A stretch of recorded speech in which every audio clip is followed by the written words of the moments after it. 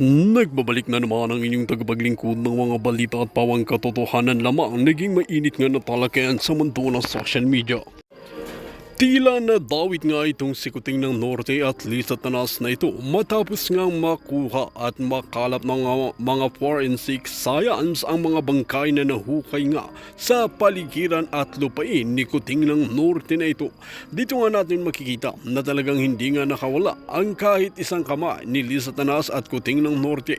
Ang pakay pa nga ng maraming otoridad na talagang huhukay pa sila ng mas malalim nang sa ganoon ay baka mas marami pang bangkay na makuha roon at talagang ito ang mga nawawala. Kilala nga natin itong mga ito na talagang sikuting ng Norte at Lisa Tanas ay talagang mga polboronic user at talagang pinapatumba na lamang nila ang mga tao na parang hayop. Dito nga natin makikita na mas masahol pa sa hayop ang trato nila sa taong bayan. Kaya naman mas lalong manaming ng galaiti sa galit at nagbigay ng komento na dapat parusahan itong sikuting ng Norte na ito at Lisa Tanas nang sa ganoon ay hindi na pamarisan ng iba pang mga politiko. Well mga kaibigan, para nga sa karagdagang impormasyon, panoorin nga natin ang buong video. At kung bago ka pa lamang sa aking channel, huwag kalimutan i-click ang subscribe button at notification bell para lagi kang updated sa ating mga bagong video. At para sa sulit viewers natin dyan, maraming salamat sa walang sawang pagsuporta. Okay, nabudol talaga ang Pilipino, mga palangga. Kaya naman, tuloy-tuloy ang ating bodyakan at araw-araw tuloy-tuloy din ang kawalang hiyaan ng mga bangag na nasa administrasyon. Unahin natin ang Tuwad Committee, umurong at natakot na sila kay Pangulong Duterte. So kahapon ay naglabas ng statement itong si Barbers. At syempre, yung mga kaalyado niyang mga hunghang, right? Diyan sa Tuwad Committee na hindi na daw nila ipapatawag at hindi na iimbitahan si Pangulong Duterte diyan sa war on D nila.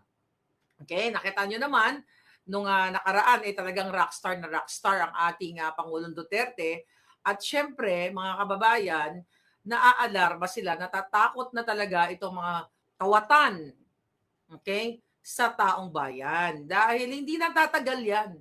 I'm telling you, hindi natatagal yung mga yan. Konting kembot na lang. So, di ba, ayaw nila ipatawag na si Pangulong Duterte. Meron pa ako nabasa na kesyo, baka daw sumikat pa. Hoy, mga buwaka ng ginemis nyo. Di ba? Kahit ipatawag nyo hindi, sikat si Pangulong Duterte sa buong mundo. Even Trump ay talagang pinuri siya at even mga foreigners nagsasalita na sana pwede bang hiramin ng presidente ninyo during Duterte administration. And now, mga palangga, ang WAD committee, tuloy-tuloy nila yung kanyang kadyutahang hearing tungkol sa war on D, pero ayaw nila ipatawag yung pinaka-main main suspect na gusto nila, di ba? Kasi dinidiin na nga ang Pangulong Duterte dahil si Pangulong Duterte man nag-amin na sa sarili niya na risgo niya. Okay? Kung ano man 'yon, 'di ba? Accountable siya sa mga bagay-bagay na dapat lang siya accountable. 'Di ba? Pero bakit hindi na nila ipatawag si Pangulong Duterte kung gusto talaga nilang dikdikin ang Pangulong Duterte, 'di ba? So natatakot itong mga yawa na ito kaya actually during that hearing sa WAD committee, ano sabi ni Pangulong Duterte? Sabik na siya, papuntahin nyo na ang ICC at bukas na bukas, mag-file na kayo ng case against me at willing ako magpakulong. Sabi ni Pangulong Duterte, kahit sa dahig pa, kay gusto man lang niya magpasyal din dahil di pa siya nakapasyal doon. So ngayon, mga palangga, yan ang ngayon, yan ang nasisindak. Okay? Nasisindak itong mga huwad committee na ito. Katakot-takot, tignan mo mga palangga, wala na talagang patutunguhan ang bayan ninyo dahil talaga ang pinagkakabalahan nila mga walang kwentang bagay. Wala nang pag-asa ang Pilipinas hanggat nandiyan ang mga demonyong mga bangag. Alright? Then, alam nyo na yan, the reason na ayaw sila ipatawag dahil natatakot sila na lalong sumikat at mag-aklas ang taong bayan, mag-peaceful movement. Imagine nyo, recently, Eto, punta tayo sa mga bayad na rallyista ng Bangag. Di ba nagbidabidahan sila na nagpapatawag sila ng rally? Dito nga sa EDSA din, 'di ba? Sa People's Park kung saan monument kung saan diyan tinanggal, diyan nagrally ang mga dilawan. Noong umaaklas sila, nagpupumiglas sila na tama na sobra na ang diktadorya o ang diktadorya ni Marcos Sr. Tignan nyo ha, you compare. Thank you dito sa nag-send sa akin at gumawa itong mga palangga. You compare this. Nakita nyo yan? Okay? Yung rally, okay, yung rally, ayan, rally ng natin. Okay, ito ang rally ng mga bangag. Okay? So, isinasalarawan dyan, mga palangga, noong November 30, ang mga pulis, di ba, high alert. High alert sila at binabantayan ang ating mga palangga. Not only the Duterte supporters, kundi yung mga galit na sa ginagawang pangbubudol o pagnanakaw ng Marcos Jr. Kaya nagtipon-tipon ang mga nagrally sa EDSA Shrine. Hanggang ngayon, nandiyan pa rin sila. Diba? Meron dyan na tinutulungan nila Maui, tinutulungan nila MJ through food dahil talagang ayaw nilang umalis hanggat nandiyan ang bangag. Imagine mo, dyan sa EDSA Shrine, na alerto, high alert ang mga pulis. Binabantayan talaga tayo. Ayaw tayo papuntahin man lang sa kalsada. Kasi utos ni Lisa Tanas. Utos ni Bangag, utos ng mga putang inang ito. Pero itong mga nasa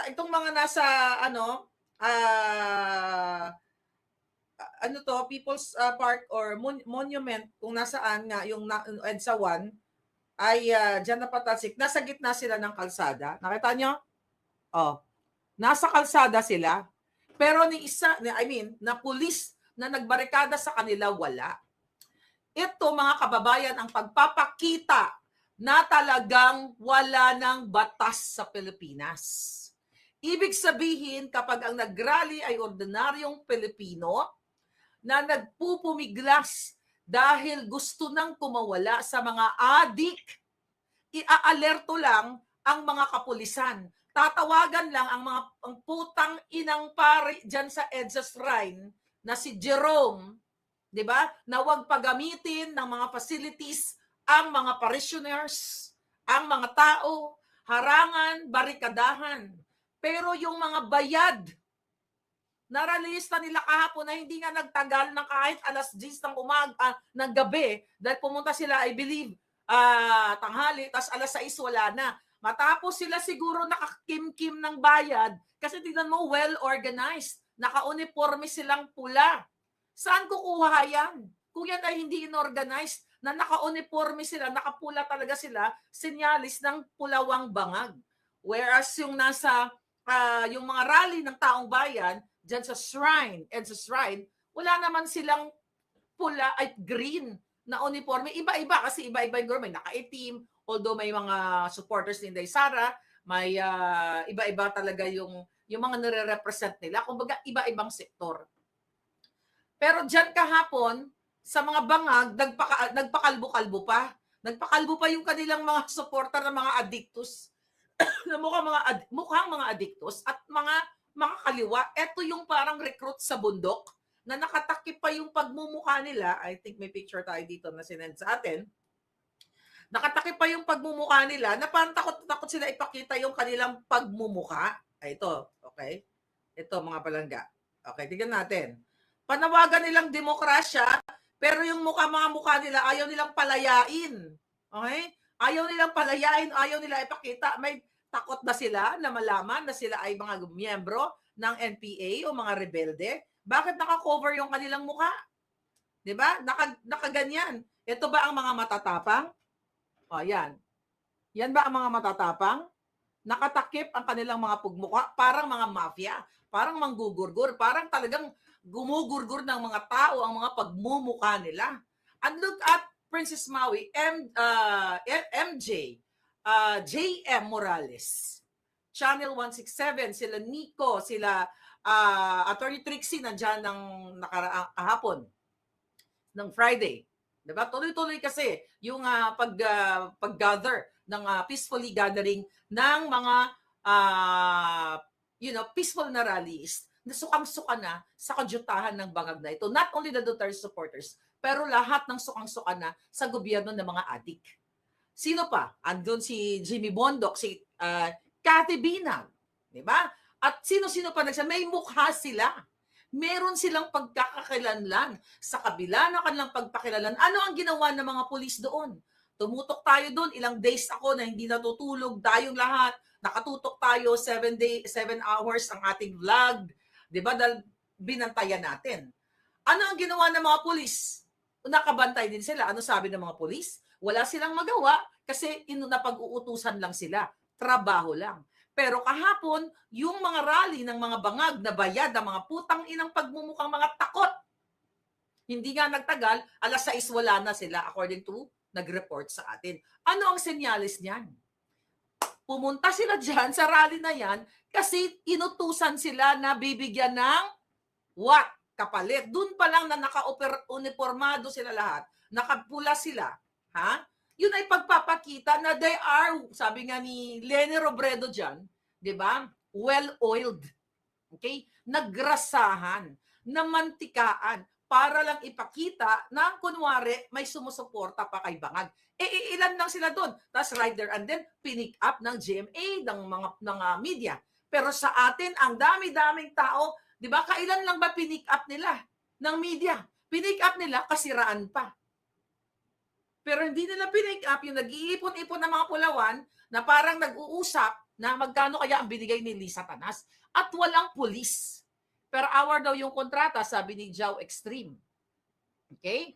Dito mo makikita, mga pulis, mga military, lahat kayong sektor, binababoy na kayo ng gobyerno. Paulit-ulit na lang ba tayo para ako maikolalya dito? For more than 2 years ako nagdadadakdak. Ang karamihan nga sa inyo, ay, naku si Marlica, ganyan. Ano ang sabi ko sa inyo? One day you will realize at magigising kayong lahat na tama ang sinasabi ng ating mga informers, ng ating mga puting ahas, na si Lisa Tanas ay kidnapper, kawatan, sindikato, mafia, name it, at si Bangag Jr., si Romualdez at lahat ng mga putang inang mga nasa Huwad Committee, nasa Kongreso, Senado, uubusin ang dugo nyo. Yan. Tayo na nagrarally, speak up, peaceful, na hindi naman tayo violente, nakaharang ang mga pulis na may mga pamilya, magising kayo. Mga military, junior officers, matataas man o hindi, magising kayo. Bulag ba kayo? Ang peaceful rally sa EDSA Shrine ay pinalibutan, binarikadahan, yung, what do you call it, portalet, ayaw nyong ipababa, ayaw nyong paihiin yung mga tao, di ba? Dahil ayaw ni Lisa Tanas, di ba Bangag Jr., na bigyan, yan ang instruction na ayaw bigyan ng convenienting paggawi ang mga rallyista doon para hayaan na maihi kayo, tumakbo kayo kung saan man. Samantalang itong mga putang inang mga bayaran, mga sindikato na nagrally sa EDSA dyan kahapon, ay anong nangyari? Grabe. Grabe yung treatment. So ganito talaga ang itsura ng Pilipinas? Ganito ba talaga ang gusto nyo? Yes, I am addressing you, military, police, mga religious group leaders. And I'm grateful tayong lahat. Ang INC anytime ay magkakaroon ng malawakang pag-rally para sa suporta na wag i-impeach si Inday Sara at tumutok na lang ang bangag na administrasyon na ito kung paano ipaliwanag saan napunta ang bilyon-bilyon na 5,500 control project everyday. Saan napunta yung mga unprogrammed funds na supposedly para sa mga magagandang programa. Diba? Nasaan? Yan ang layunin ng INC at ibang mga religious group. Ang mga kapwa ko Katoliko na mga pare, wala pa. Namamantikaan ba talaga kayo? O nag-aantay kayo? Nag-aantay kayo ng what? Ano inaantay nyo? Kaya wala nang wala nang mabuting makikita ka sa mga kapareang Katoliko. Not all po yung mga nababayaran lang. Tandaan nyo. May mga damaso, maraming damaso dyan. Ang punto ng taong bayan dito, mga palangga, ilang araw sila Maui, EDSA Friday Group, nagrarally since June pa. Iilan lang sila noon. 4, 5, 6, di ba? Ilan na sila noon? Yung mga pulis na aalarma na, iilan pa lang sila noon. Itong mga bangag na nagpakalbo-kalbo pa para pakita daw ng support kay Bangag Junior. Putang ina, ang bobobo nyo. Dapat hindi kayo nagpakalbo. Nagpakalbo kayo para what? Wala ng buhok? Para wala ng hair follicle test? But anyway, kahit magpakalbo kayo, 'di ba? Kahit sa ang buhok, kahit bulbul, 'di ba nga pwede? 'Di ba? Hindi yung ginagamitan ng utak. Akala kasi nila siguro magpakalbo tayo para hindi na wala ng hair follicle test. Joking ano lang palangga, for the heck lang kasi mga bobo eh. Okay? Pakalbo na tayo para wala ng hair follicle test o wala na kaming buhok, hindi na kami magpa-hair follicle test, wala na. 'Di ba? Ang ginawa nyo dapat, nagpa-hair follicle test kayo dahil baka mga addictus din kayo katulad ni Bangag. Katulad ng amo nyong Bangag at kayong mga pulis, kayong mga military, lahat kayo na nakakarinig. Tama ba na ang mga ordinaryong tao na doon sa EDSA, mga middle class, mga nag-opisina, nagtitinda o kung ano man, from different walks of life, different iba-ibang status ng buhay nila, ay nandoon para magsiwalat ng kanilang grievances, ng kanilang emosyon. Ayaw na namin sa bangag at adik na presidente. Pero ang ginawa ng gobyerno ni Bangag at ni Lisa Tanasi Tambaluslos, pinadala ng bata-batalyong mga pulis. Di ba nakita nyo naman yun, nag-viral yun, nakaantabay sila. Pero itong mga hayop na ito, na mga mukhang mamamatay gurgur, mga manggugurgur, nakatalokbong pa, very NPA, very mafia, ang datingan nila, open arms. Winelcome sila sa kalsada.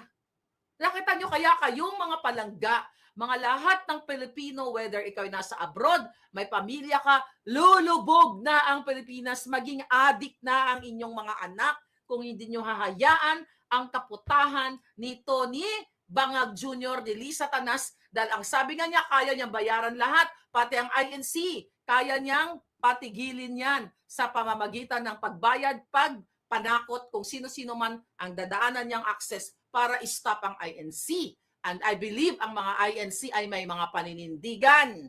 Sila ay hindi bayaran. Sila ay talagang para sa katotohanan, para sa kanilang mga miyembro at pangkalahatang Pilipino dahil ever since naging partner naman yan ng Pilipino ang ng gobyerno ang INC. At not only INC, lahat naman ng religious group, whether you are Muslim, whether you are Katoliko, may mga mabubuting tao, lahat tayo partners ng bayan natin para isulong ang makaayusan at kaginhawaan ng Pilipinas. Kasi whether ano man ang reliyon nyo, kung saang status ka man na bilong, mga palangga, Pilipino ka pa rin, na kailangan mong maging parte ng society para maging mabuti ang isang bayan. Di ba? Pero yan ang gustong gawin ni Lisa Tanas. Kitang-kita na. And now, yung mga adik na mga celebrity na dating dilawan. Di ba? Nagalit-galit kay Marcos. Tignan mo. Yang si Dilima. Yang Deles na yan. Okay? Yung Deles na nag-file. Tignan natin to. Papakita lang natin sa inyo yung mga ginagawa ng mga kaputahan ng gobyernong ito. Alright? Here we go. Okay, tignan natin to. May nag-send sa akin ng link. Right? Okay, like yung isa sa mga nag-file ng impeachment complaint laban kay Inday Sara, itong si dating Secretary Ging Deles. Okay, ano to? Sino ito yung Ging Deles na ito, mga palangga? Okay? Ang dami niyang mga kaso dati, ang dami niyang mga kinasangkutan. Okay, na mga what you call it? Anomalya. Nung nasa administrasyon ni Noynoy, okay, ay mayroon kinwestiyon sa kanya yung pagrenta ng mga sasakyan sa kanyang departamento at kung ano-ano pang mga ibang mga corruption. Hindi natin siya i-discuss. What I am trying to point out, di ba? to prove a point here na itong nasa likod ng pag-uusig, ng pag-i-impeach kay Inday Sara sa mga kasinungalingan, walang kwentang 125 million confidential fund na inaano sa kanya, na pinupukol sa kanya. Itong putang inang tong mga nasa likod, katulad ni De Lima, lumantak ng Saba, Ging Dennis sangkot doon sa mga anomalya during Noynoy. During Noynoy ito mga itong si De Lima, lumapa ng Saba sa preso.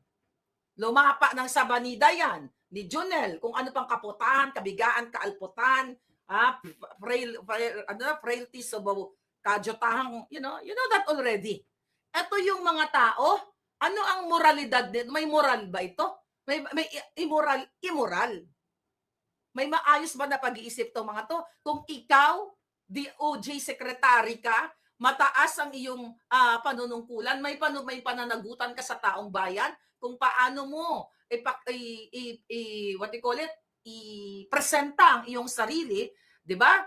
Na ikaw ay magiging morally, 'di ba? Morally accepted. Pero katanggap-tanggap ba sa lipunan ng bayan na si De Lima na andyan na ginagamit ni Lisa Tanas, okay, ng Dilawan Pulahan para pukulin si Sara Duterte, ay sinira ang buhay ng pamilya ni Ronnie Dayan. May asawa si Ronnie Dayan. Yan palang may kaso na dapat si Laila De Lima. Sa mata ng Diyos at mata ng batas ay may kasalanan siya. Bawal ang pakikiapid. Diba? May kaso na dapat yung hinayupak na yan. Dahil nagpakangkang siya, nagpakantot. O yan na lang kung gusto nyo. Diba? Ang pangit na salita. Pero nagpatsuktsak. Si De Lima nagpatuhog sa isang may asawa, harap-harapan, gamit ang pondo ng bayan. Ginagamit niya ang DOJ during the time. Kumanta-kanta pa sa loob ng bilibid. Ano pa? Junel! Diba? Na ganon-ganon. Yan ba mga taong gustong suportahan ng mga Katoliko na katulad ko? Na ang dating DOJ na nagpupukol ngayon kay Sara dahil sa 125 million confidential fund na yan na ginagamit nilang grounds for impeachment, na yan naman ang nagbigay ang presidenteng bangag na dapat managot din kung yaan ang premise na gusto nilang sundan. Di ba? Yan ba mga Katoliko? Pinagmamalaki mo si Deles ng mga mukhang pagot? Ayun ko, Ilonggo lang ang makaano niyan, makaintindi ng pagot. Ando to kung anong Tagalog ng isda. Di ba? Yan ba Iglesia Katolika? Di ba? Catholic Church? You, father, mother, sister. Kasama pa kayo doon sa likod. Backup dancer pa kayo ni De Lima. Ano? Nagpatuslok din kayo, lumapa din kayo ng Saba. Ikaw na madre kayo doon na nasa likod. Tanungin ko kayo. Eto ba ang bansang Pilipinas na gusto nyo pamunuan ng katulad ni De Lima na nagpasalaksak ng kepyas niya sa isang Saba ng driver niya na may asawa at ka-text pa ni De Lima ang anak ng kanyang kinakalantari na may asawa. Tita, ano ba tawag niya kay De Lima doon sa anak ni Dayan? Wala na po kaming pambili ng ganito, ganyan, parang nangingiyata ng pera, Asaan? Hoy, kapwa ko Katoliko, nasaan? Tama ba yan sa mata ng Diyos? Sa mata ng Diyos. So kung ganyan pala na ang gusto nyo, o katulad ni Lisa Tanas, na bumuka ka at may napatay o pinatay o ginurgor na PSG dahil sa kadyotahan ni Lisa Tanas, yan ba? At ang pagiging adik ni Bangag Jr., yan ba ang gusto nyo? Pilipinas? This is not about Sara Duterte. This is about the kadyotahan, harap-harapang isinasampal na sa inyo. Finak-check na kayo ng kalikasan ng Diyos nung ipinagmalaki ni Bangag Jr. Meron tayong 5,500 control. The next few days, 2 days, boom!